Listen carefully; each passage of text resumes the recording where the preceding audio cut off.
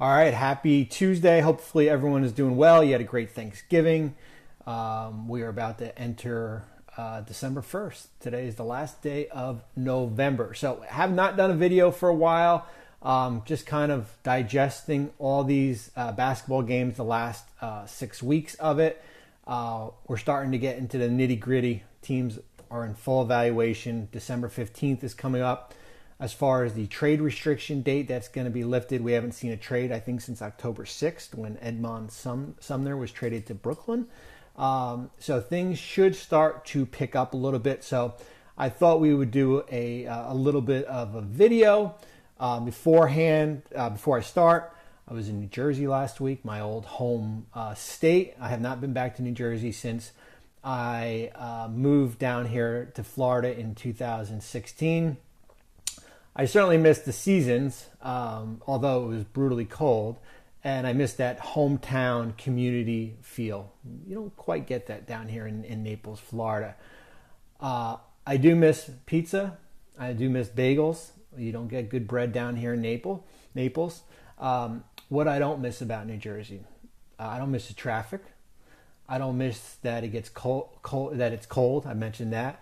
I don't miss that it gets dark at like 3:30 in the afternoon, and I certainly do not miss driving. The roads, the windy roads down here, everything is flat and it's on a grid. But it was good to be back home for a week. Now I am back home in Florida. We got a lot to talk about. Let's just go around the league here. Some of the news from the last couple days. We'll start putting out more videos here, but as I said, just kind of wanted to just digest the last 6 weeks and see where things stand. You always don't have to make a comment about every little thing that goes on, and sometimes it's better just to sit back and watch. Michael Porter Jr. News came out yesterday. As Woj talked about, that he's going to have surgery on his back.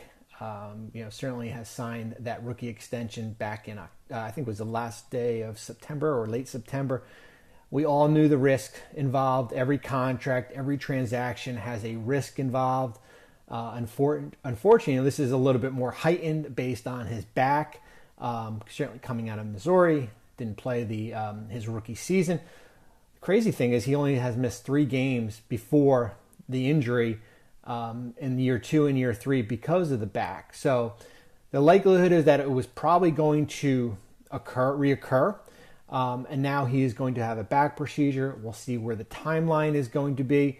If he is out for the whole year, Denver can apply for a disabled player exception. It's worth $2.6 million. But as I mentioned yesterday, they're only $1.9 million under the tax.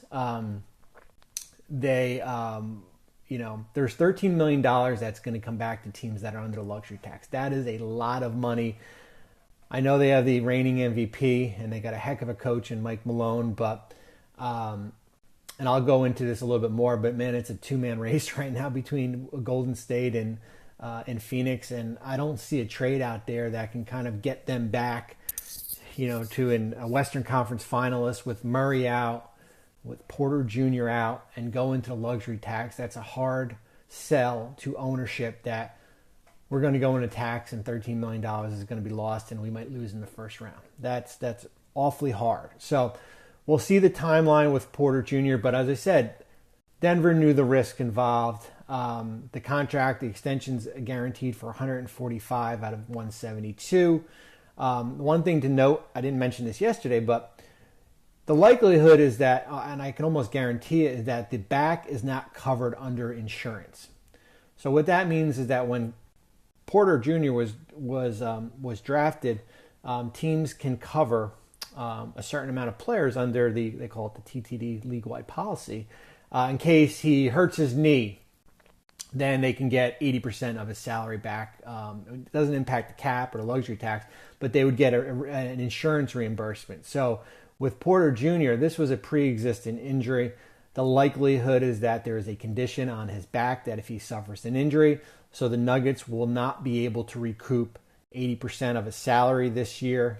If you miss more than 41 games, which he is trending towards, or next year's, when that extension kicks in, that they will not be able to recoup. It's $80,000 or up to $275,000. So the likelihood is that Denver is not going to be able to do that. The Nuggets knew it. They knew there was a risk, as I mentioned. So that's the cards that they've been dealt with. And I guess you're fortunate that it's year 4 of his rookie contract and not year 1 when that monster extension kicks in. A couple other things. December 1st, the waiver wire changes. So right now, we are operating under the waiver wire order based on the 2020-21 season.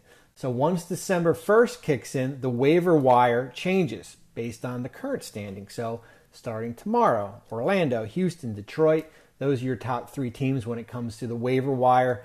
There are limited roster spots out there right now. I think there's 6 teams that have him. Roster spots, 5 of them are either in the tax or near the tax, like teams like Miami, teams like Minnesota. I think Phoenix is the only team that has a roster spot and are not near the tax. So I don't see, rarely we see maybe 1 or 2 players claimed during the year, but the waiver wire effective tomorrow, which is December 1st, is now reflective of the 2021-2022 standings.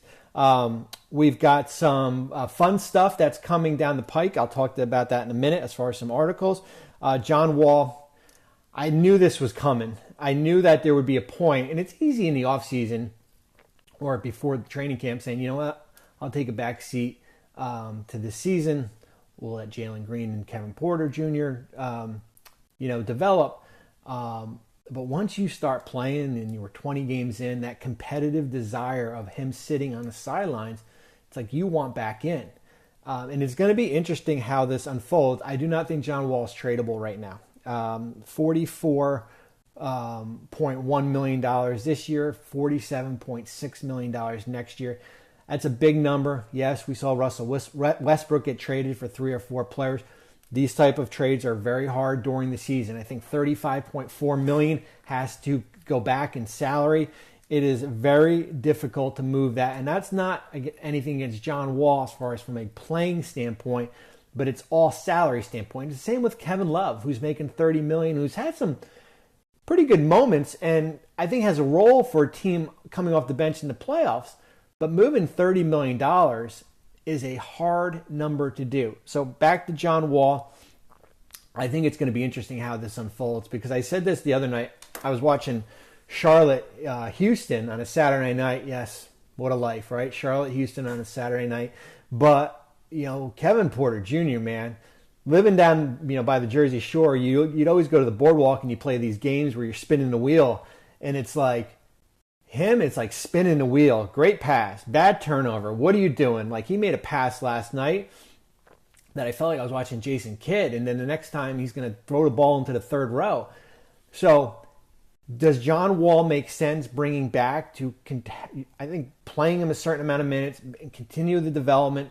Maybe it helps Jalen Green, but it doesn't make sense bringing John Wall back and playing 30 to 35 minutes and basically just giving him the starter role right away.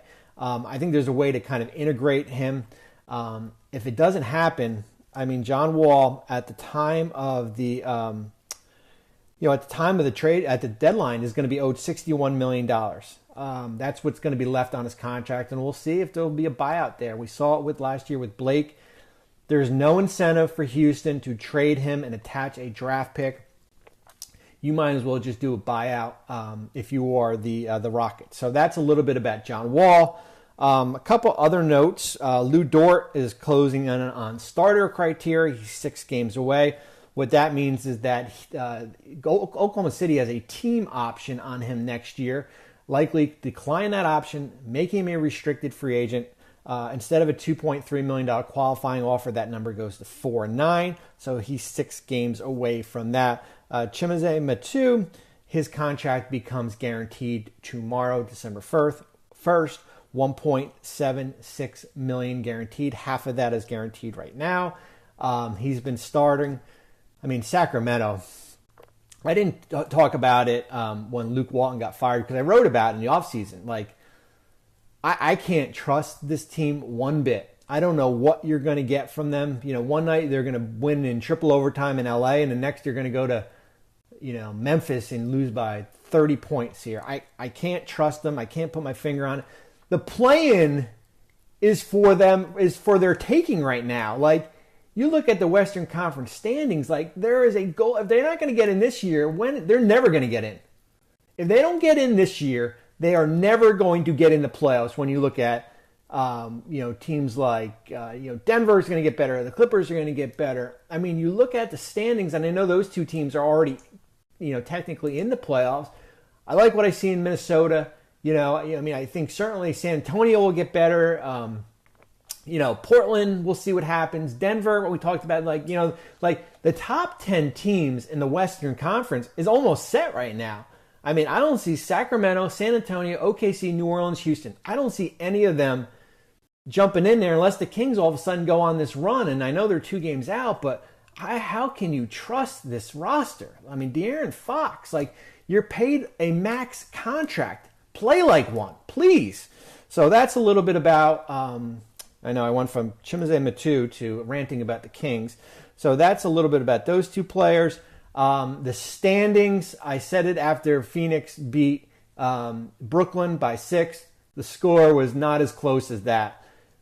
I mean, there is some separation, man. And these 2 teams play tonight between Phoenix, Golden State, and everyone else. I think you can start making a little bit of an argument for Milwaukee based on everyone healthy except Brook Lopez coming into on the roster. They've got Holiday, Middleton back. Giannis certainly playing at a high level. They've won a bunch of games. What have they won? 7 in a row, 13-8, game and a half out of first, where Brooklyn is. I think it's Golden State, Phoenix, Milwaukee. I think there's some separation there too, man. I don't trust this Brooklyn team in big games. I think there's kind of that proof unless Kyrie comes back. I don't know if we'll ever see the James Harden that we saw back in Houston and when they got in the trade. I'm waiting for that to kind of kick in. And I think between Golden State and Phoenix that they should have 6 players on the All-Star team out of the Western Conference. Steph Curry, Draymond Green, let me take a little swig. I did find black cherry soda at the supermarket last week, but I'm drinking vitamin water. Curry, Green, Devin Booker, who's going to make All-NBA if he keeps on playing like that, and I mentioned about Supermax. Chris Paul, DeAndre Ayton, and Mikal Bridges. We got to start rewarding guys for their defense. I mean, Mikal Bridges and Draymond certainly are all NBA defensive players. And I know the All-Star game's about alley-oops and scoring points, but both those guys deserve a spot right now. I mean, we still got a couple months when we get into mid-February for the All-Star game. So I think there's a chance that 6 players come out of those 2 teams from the Western Conference. I really do. And those 2 teams there is so much separation between. You could roll them out right now and play a first-round playoff game. I mean, both teams' bench. Phoenix's bench is so much better than last year with Landry Shamet, JaVale McGee. I mean, Cam Johnson's there already. I've talked about and I've written about Golden State and what they've been able to do. Jordan Poole's the X factor, I think. Still got to get Clay back. Wiseman. I mean, these 2 teams are locked and loaded. What are they, 35-5? Holy moly. I think we could maybe put Utah maybe in that Milwaukee conversation also. I think Jordan Clarkson for me is the X factor. When he goes, that Jazz teams go. So that is my 14 minutes. We've got 2 articles coming out. We've got tomorrow, the 1st. We're 14 days away from December 15th. We took 444 players. We broke them into 3 categories. Players on expiring contracts, players that have 2 years plus, players that can't get traded. We tiered them all. Gives you kind of a good an eye for who can't be traded. We'll reboot that article in 2 weeks when we take those trade restrictions off. I think that 160 players. I think restrictions gets lifted. So that is coming out tomorrow, December 1st. We've got a fun one that we've done every year. December 15th. It's a roster breakdown of all 30 teams. What we've done is we've taken what each front office should be talking about, multiple different questions. We look at the controllable contracts, the valuable contracts out there, the long-term contracts, expirings, free agents, the draft assets, what team has from finances. 7,000 words that is right now, and that is on all 30 teams. We're going to put the trade guide out after the first of the year. We've got the G League shootout coming up December 19th. Hopefully things start to pick up from the chatter standpoint. I think teams have a little bit of an idea of what the identity of their roster is. And that's it. 15 minutes. I figured I needed to make up for not having a video in a couple weeks here. And hopefully you have a great Tuesday. I am coaching, as you can see my shirt. I coach the St. Anne boys varsity 7th and 8th grade basketball team. We've got a game tonight against Ave Maria. I got a big team. I got a 6'5", 8th grader, and I got 2 6'1" kids who are my forwards, and we should be pretty good. So have a great Tuesday. Thank you for watching ESPN on YouTube. For live streaming sports and premium content, subscribe to ESPN+.